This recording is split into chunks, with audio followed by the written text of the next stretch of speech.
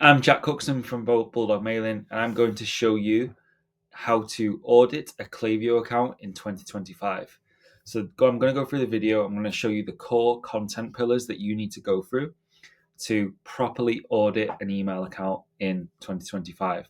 So this is for brand owners that work on Shopify, WooCommerce, BigCommerce, etc., but are using Klaviyo. So important one. If you're using Klaviyo, this is for you. And it's also for agency owners that want to properly understand how to identify key things in an email account that are not working and how to improve them as well. So we're going to go through this audit sheet that I've created, and this is what I do to audit 7, 8, and 9-figure brands and their email accounts. So first of all, we start with a contact capture. So that means pop-ups, boxes at the bottom of the website that collect email addresses, but mainly pop-ups and how we can improve the opt-in rate.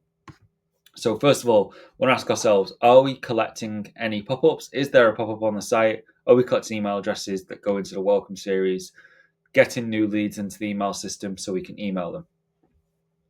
Number one.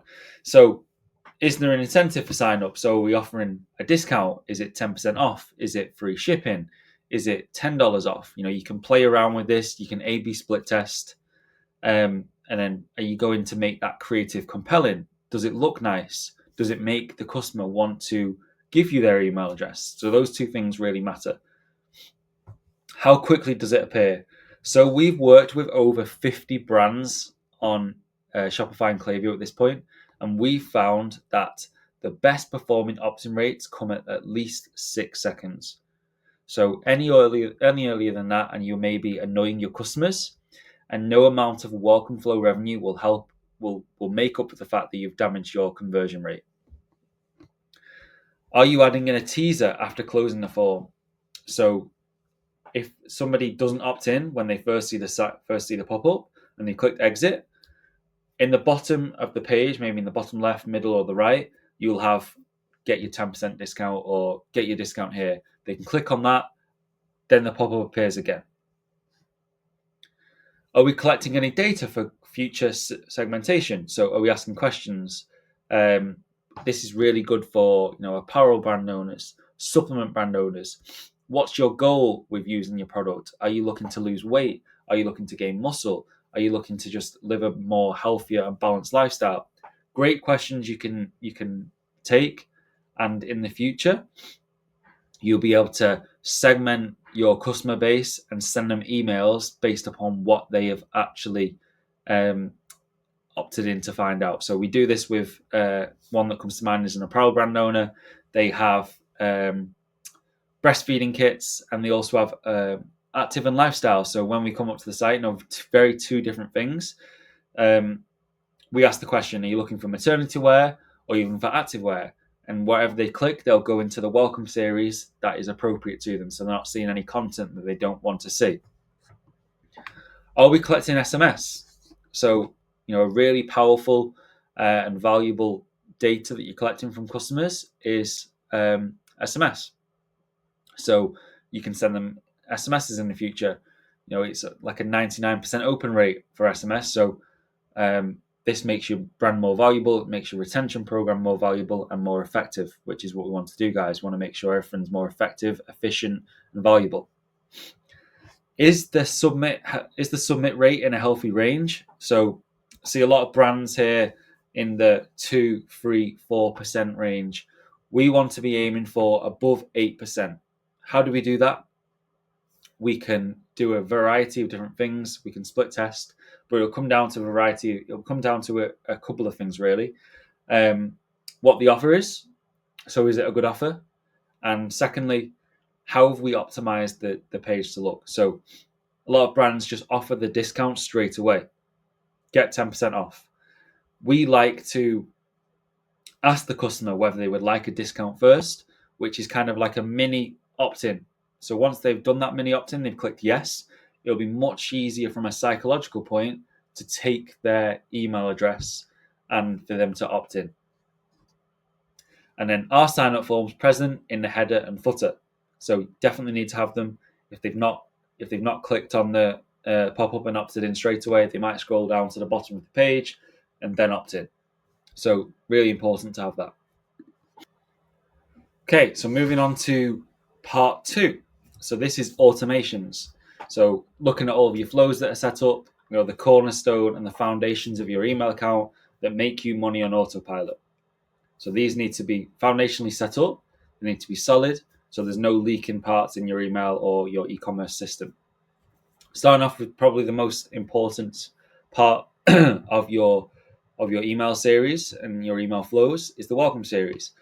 So realistically, this should cover between 2 to 4% of your overall revenue of your brand, the welcome series.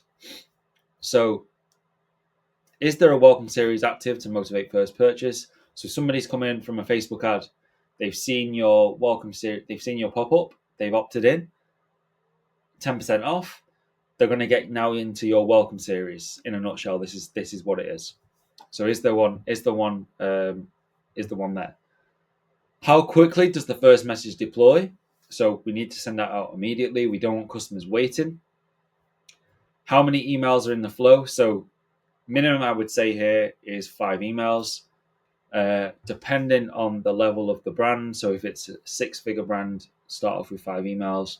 If it's a 7, 8, 9-figure brand, obviously you want to be adding more and more emails. We've got some brands that work with us that have up to 15, 20 emails in the welcome series. We keep extending that out over time.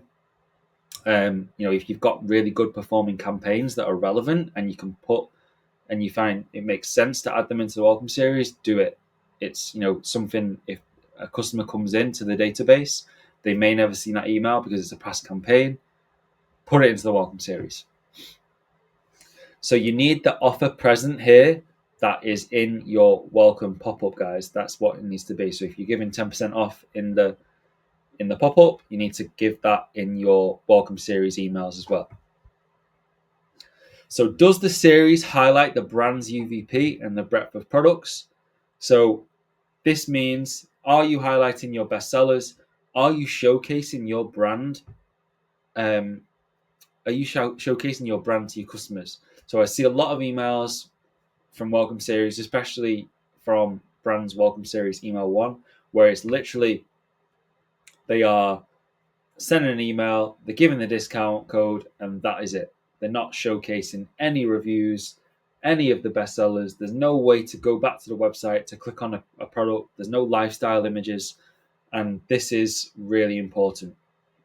So my suggestion for this audit, when I've done this one, would be to add a lot of reviews and add social proof statements in every single email in the welcome series.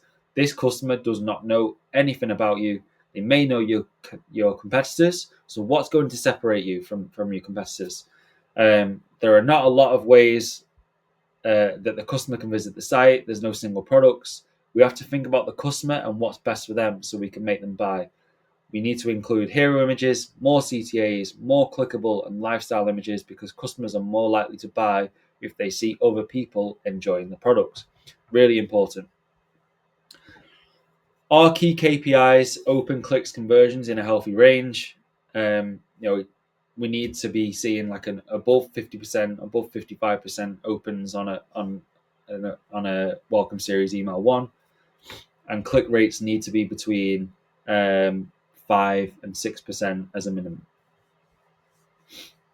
Are there any losing metrics? So throughout the flow, are you seeing any welcome series emails having low open rates, low click rates, low placed order rates? If they are in the welcome series, that may mean that your deliverability on the email account is quite low and it needs addressing. Is the welcome series asking the subscribers to add your email address to their contacts, moving you to the primary inbox and mark as important? So this is a really good one for brands that are struggling with their open rates and deliverability. You can ask customers to do this via a very simple email, either email 2 or email 3. You can also add it into the post-purchase series. So moving on to the abandonment flow, so add to cart, checkout, and browse as a minimum. You can also add site abandonment in there as well. So how quickly did the first message deploy? This is quite important for brands. Depending on the AOV, depending on the life cycle of the brand and also the niche. You want to be testing this. So we run tests whenever we get into an account for delivery of the first abandonment emails. So we've come into some brands that have had like a 5-minute delay, which just doesn't make sense. And we split tested that with 2 hours, 30 minutes, 4 hours, etc. And we've seen an increase of up to like 300% just by testing the sending time of the first email. So a 300% increase in placed order rate.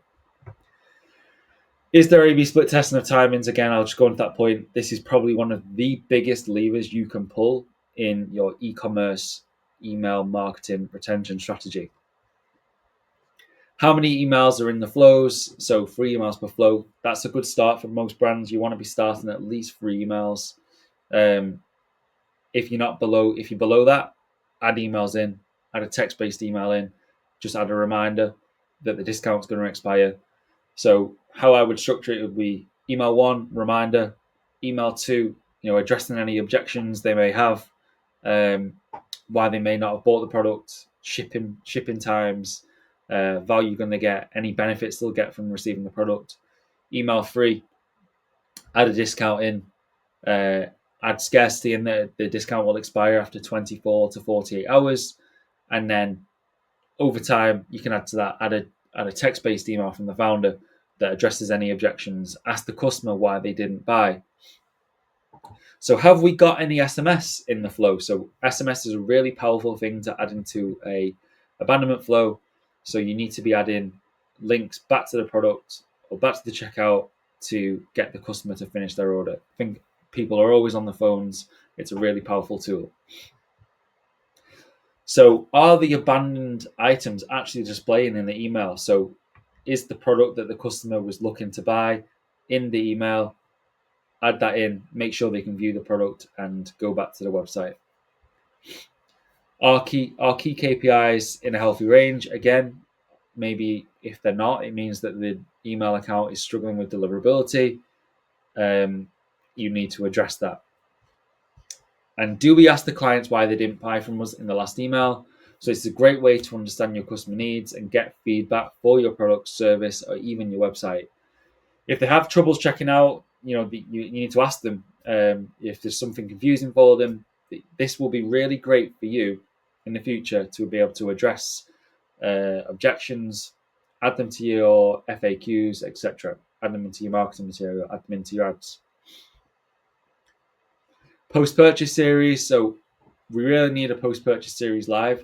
One, to thank customers for their business and motivate future conversions, and also to remove any buyer's remorse. So when a customer buys from you, email number 1 should be a genuine thank you message from the founder. That should be, why you started the journey of your brand, what it means to you for the customer to be buying, and also just genuinely just thanking them and removing that buyer's remorse. So we also want to segment the flows into first time and repeat customers, because the journey is very different. So if I'm a first time customer, I don't know what to expect. So I need to update the customer, as I just mentioned, thank you message, when the item's been shipped, how to use the product first and foremost, like that's a really important one. Give them any tips, hacks they can do with the product, best use cases, etc. Repeat customers, depending if your product is a consumable, we want to be really pushing for a subscription here, pushing for reviews, getting them onto social media. Anything that's kind of like good, they're going to give UGC or a review is really important for the repeat customers. Do we ask customers for reviews? Do we ask them to refer a friend? Are we asking them to become an affiliate, to share the brand with their friends? Are we asking them to become a brand ambassador?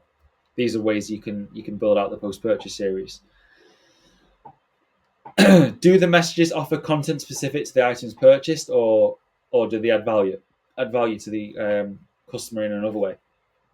So what's really important here, if you've got a product So if you've got really popular SKUs, you've got a list of bestsellers, I would definitely recommend building out post-purchase flows that are specific to those products.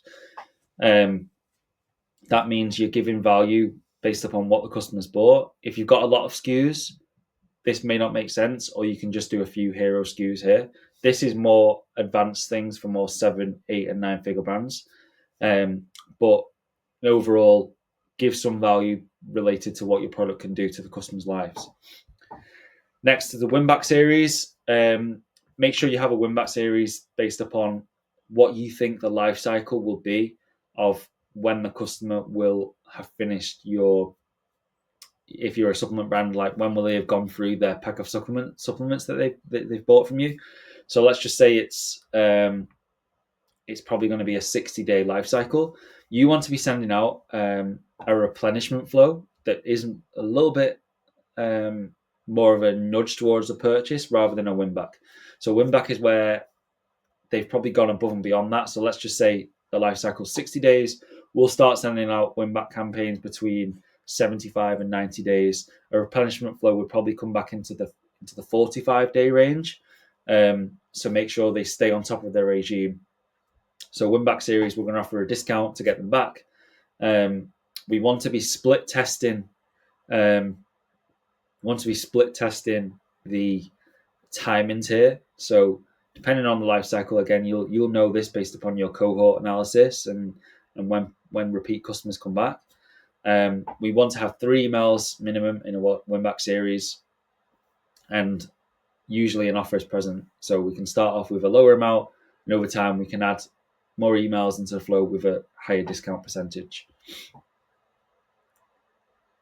So any other foundational flows in place that we can have, in a re-engagement flow, which is the kind of like a sunset flow. If they're not opening or engaging with emails, we'll then sunset them out of the account. So we're not paying for customer profiles that we're not using and not opening. Cross-sell flows, so cross-selling into your other bestsellers. If they've ordered a bestseller, what's the second SKU that we want to get them onto? What else will impact their life? Upselling, so this can be done via apps or it can be done by in Klaviyo itself. Back in stock flow, anniversary flow, so anniversary of when they ordered. Can also do birthday flows here, the VIP flows. These are all important. So in terms of the amount, again, going back to like the revenue that the brand's doing, these are things that are in place when you're going more advanced. You want to have the foundational flows to start with and then build out a more advanced retention program. So now moving on to the broadcast campaigns. So is the frequency of messages right for the brand or product line? Is it consistent? So too many brands I see that come to us for an audit and we start working with send far too little emails.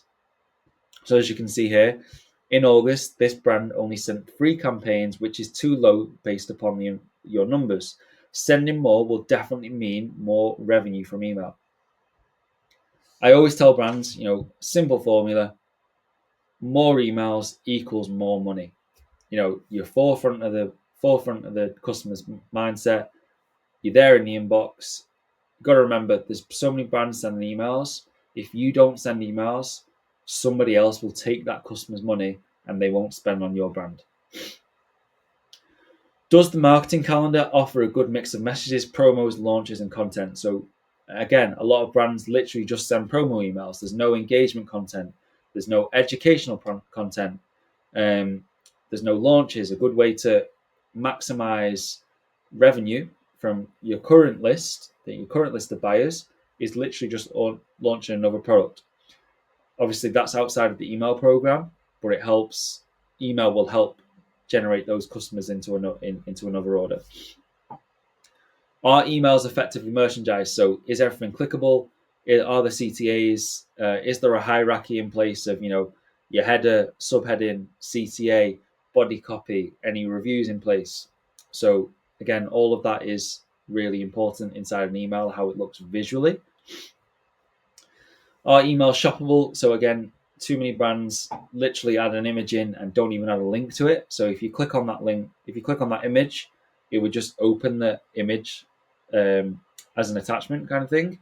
wouldn't go back to your site. So that's a major, major downfall of a lot of brands, what they're doing at the moment.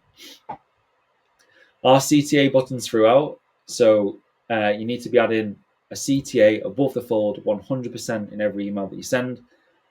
If I'm scrolling on my phone and I open up the email, you want to have the email CTA in the first fold of the phone screen. I don't want to be scrolling. A lot of people will open it and just scroll off. If it's clickable, subconsciously the customer will click. Are the emails error free? So have you got any typos in there? Typos in the subject, typos in the actual design. So overall automation improvements. This is from a whole high level view of the flows. Are we split testing subject lines and preview text? If not, go and do it, especially in your welcome series and abandonment series. Are there split tests for timings? Again, like I mentioned earlier, one of the biggest things you can do is split test your timings on your abandonment series. Are the post-purchase flows split based upon past data that we have for the customers? So again, first purchase, repeat customer or second time customer, and then VIP or repeat customers over 3 orders, 4 orders, etc. Are we asking subscribers to reply to our emails? So this is a really crucial way of improving the inbox placement of your emails in the long run. So we definitely need to do that for a lot of campaigns and also in our flows as well. Are there countdown timers in the discount follow-up emails? This increases fear of missing out, so FOMO, and also the scarcity of the discount. Is the email sender name following the best practice? So are you sending from the brand name?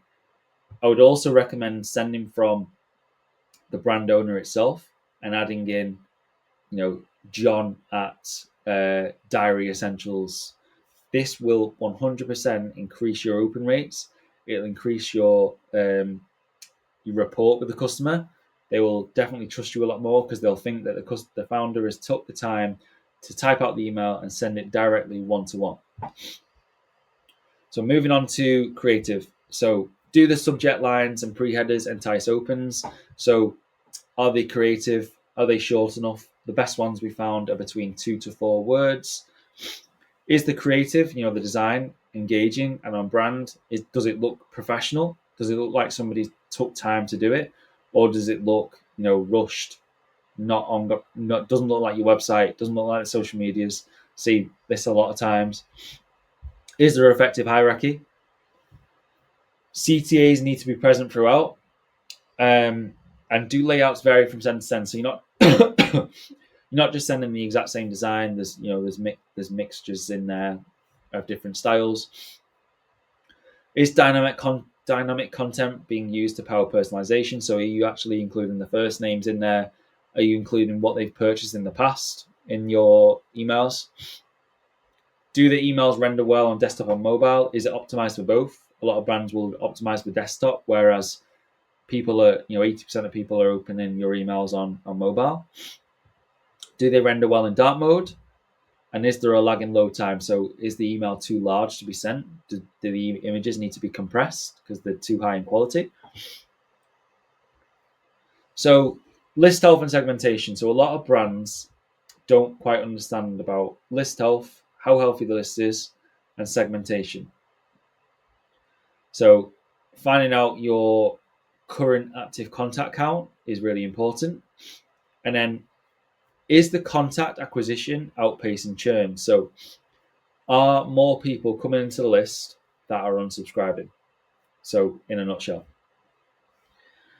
are engagement parameters present in active mailing segments to prevent mailing to unengaged subscribers? So 2 things, really basic things here. Create a engaged 30-day list. That means anybody who's opened an email, clicked an email, been active on the website, placed an order, or viewed a product in the last 30 days. 2, an unengaged segment. So anybody that's not done any of those things in the last, you can do 180 days. So they've not opened an email, they've not clicked an email, they've not been active on the website, they've not placed an order, and This is a big one, and they've received over 10 emails in that period of time in the last 180 days. That would deem them as unengaged. So we don't want to send to them. So deliverability. Are emails landing in the inbox or the spam folder? Are unsubscribe, bounce, and spam complaints in the healthy range? So you want to go into your deliverability section in Klaviyo and check this out and to see what your actual rates are. But they need to be between a certain range for them to be healthy. If they're too high, you will start landing in the spam tab, and you'll see this reflected in your open rates. But to have a good thing in mind here of what your open rates and click rates need to look like, I would definitely optimize for above 40% open rates. And I will start recording a walkthrough on how to get your email out of spam, which we did recently for a client and saved their Black Friday. But definitely look into this. Aim for above 40% open rates. Aim for above 1% click rates as a minimum. Are emails sending from a dedicated subdomain? So do you have your subdomain set up inside of Klaviyo? Easy to check in your settings, check in domains. It was a requirement last February, so hopefully yours is set up by now. Reporting. So are accurate UTM parameters in all links? So do you have your UTM parameters set up for your Google Analytics? Are conversions and revenue being tracked in the ESP? So are you connected to your website? Is it Shopify, WooCommerce, etc.? Are key KPIs, opens, clicks, conversions in a healthy range? So this, you can go really deep on this, but like I just mentioned, get your open rates above 40%, get your click rates above 1%, and I'm sure the rest of it will follow. And then what percentage of site revenue is email driving? So, benchmark we talk to brands is 30% of your revenue should be coming from email. This is very different for each brand, each niche, etc., each industry. But that's kind of like a benchmark that we aim for. If you're spending a lot on ads at the top end, that's going to come down. That percentage is going to come down. There are some brands we work with that don't spend on ads, and we just everything comes through organically on social media and TikTok and stuff, and we work on the retention side, and we have a 55 to 60% of revenue coming from email. There are some brands that we're working with that spend a heck of a lot on acquisition, and we're in the 20 to 25% range. So it's really an average of 30%. So I hope you found this video valuable. This is an example of an audit sheet that we run through with our clients when somebody comes through us for an audit. If you're interested in an audit and we can go through this whole sheet and run through your brand's email checklist, email account, see the health of it, more than happy to provide you with a free audit. Just click the link below, which will book on a time for my Calendly, and we'll run through your brand information and we'll get that audit booked in. It'll be in the comments, in the description of this video. And then, hope you found this video valuable. Thank you for watching, nearly 30 minutes of me babbling on about email marketing. But yeah, thank you very much. Cheers. Speak soon.